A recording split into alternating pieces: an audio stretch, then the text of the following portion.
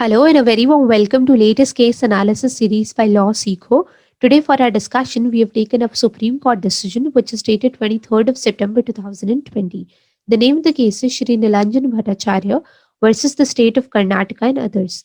It's a three-judge bench decision of the Honorable Supreme Court, and the bench consisted of Honorable Justice Dr. D.Y. Chandrachud, Justice Indu Malhotra and Justice K.M. Joseph. Now let's proceed and understand the issue of law. So the court was to decide what is the paramount consideration which needs to be kept in mind while dealing with a cross border custody dispute? Now, let's proceed and understand the brief facts of the matter. So, in the year 2015, the appellant he got married to respondent number two, the wife in India, and then they moved to the US. And in the year 2016, a child was born to them. The child is a citizen of the US. The respondent number two, she came to India in the year 2019 with a child for a short period of time. However, later she allegedly informed her husband of her plans of not returning to the US and to continue to reside in India with the child. Now, fearing that the respondent number two will grab the custody of the child, the appellant he arrived in India in the very next month of the same year, and he tried to amicably settle the dispute and persuade respondent number two to accompany him to the US. But all these efforts they went in vain because she did not agree to do so. Now, aggrieved, the appellant he filed for the custody and return of his child before the Chancery Division Family Part of Superior Court of New Jersey, Hudson County. Respondent number two was served notice in the same, and the court eventually held that the appellant should be granted the child's legal and temporary custody. The appellant also filed for divorce before the same court, and in July 2019, the appellant also filed a petition before the Supreme Court of India under Article 32 of the Constitution seeking a writ of habeas corpus. However, in August 2019, the suit was withdrawn from the Supreme Court and he approached the Karnataka High Court rather with the same relief. Now, the division bench of Karnataka High Court, by its order in April 2020, granted him the child's custody. The court, however, imposed two conditions. The first being obtaining a certificate from relevant authorities in India stating that India is COVID 19 free and that it is safe for the child to travel. And the second certificate, which was to be obtained, was from the relevant authorities in the United States. And the certificate was to state that the condition in US, especially where the child resides, is normal and it is safe for the child to travel. Now, aggrieved by imposition of these two conditions, the appellant he approached the Supreme Court. Now, when the matter reached the Supreme Court issued notices to the respondent number two, the wife, but she did not respond, and hence, in order to meet the ends of justice, an amicus curiae was appointed by the court, and with the court's permission, the amicus curiae so appointed, she tried to establish contact with respondent number two. In response, the wife, the respondent number two, she informed the court that she has no objection whatsoever to comply with the High Court order, and also she has no desire to contest a legal battle. Now, having understood the brief facts, let's proceed with the case of the appellant. So, the appellant primarily contended that he is very fond of the child and he is responsibly taking care of the child. And in order to substantiate the submission, he advanced certain instances where he exclusively took care of the child, be it taking him on vacation or otherwise, or be it fully participating in the child's activities. He also contended that he has a very secure job. Therefore, he has every sufficient mean and also time to ensure the welfare of the child.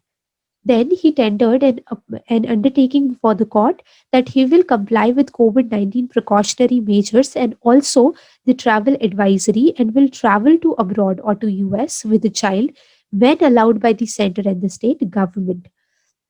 Also, he contended that he will extend full cooperation with the mother of the child, and two eventualities were laid down before the court. A being, if she agrees to accompany the husband to the US, then the appellant he agreed to pay for her travel and for her accommodation. And in case she does not agree to accompany the appellant to the US, then the appellant agreed to provide her with every opportunity to meet the child. And these three, four ways were figured out. A being video call thrice a week. Second being, the appellant agreed to pay for her travel and for her stay to meet the child for a maximum of 10 days in a year. And third being, he agreed to bring the child to India for a minimum of 10 days every year and to allow the appellant, the child, to meet his mother. Now, having understood the case of the appellant, now let's proceed with the reasoning and decision of the court. So, the court, at the very instance, reiterated the settled position of law governing such dispute of custody. So, there were two case laws primarily which the court reiterated. The first being the case of Nitya Anand Raghavan versus the state NCT of Delhi. In this case, the Supreme Court had held that if the child is brought to India from a foreign country of which the child is a citizen, then the Indian courts may take either a summary inquiry or indulge into an elaborate inquiry. Now, when do we need a summary inquiry? So, a summary inquiry is to be conducted when the proceedings before the Indian courts, they are initiated immediately after the removal of the child from the state of origin, and the child has not gained any roots whatsoever in India, and it is safe and in welfare of the child to return to the native country, and which is beneficial for him, and there is no harm caused to the child in doing so. And in every condition, the court noted that child's welfare is the paramount consideration which needs to be kept in mind. Now, the second case law being Pratik Gupta versus Shilpi Gupta. In this case, the Supreme Court had clarified that even if there is a pre existing order of a foreign court with respect to the child custody, the principles of comity of court and intimate contact or closest concern, all these principles are subservient to the predominant consideration of the welfare of child. Now, here we need to understand that comity of court has gained a significant ground when it comes to foreign judgments or decrees or decisions. And the court in this case has held that when a child's custody is concerned, that all these principles are subservient, and the paramount consideration which the court needs to concern itself with is the welfare of the child. Now, let's proceed further. So, the court, with respect to the present matter, held that the appellant acted promptly to secure the child's custody, hence, only a summary inquiry is needed to ascertain if return to the US, where he was born, where the child was born and brought up, is in the child's interest or not. The court thus held that child's interest and welfare would be served by affirming the High Court decision to enable the appellant to take the child to the US. And the court also noted that, in fact, even if the court decides to rule otherwise, then the respondent number two did not show any inclination to retain the child's custody. Therefore, it is best that the High Court order is upheld. Now, with respect to the two conditions which were imposed by the High Court, the court noted the following. So, with respect to the first condition, it was noted that this will serve no purpose since the appellant already gave a declaration of compliance to COVID 19 precautionary measures and of travel advisory.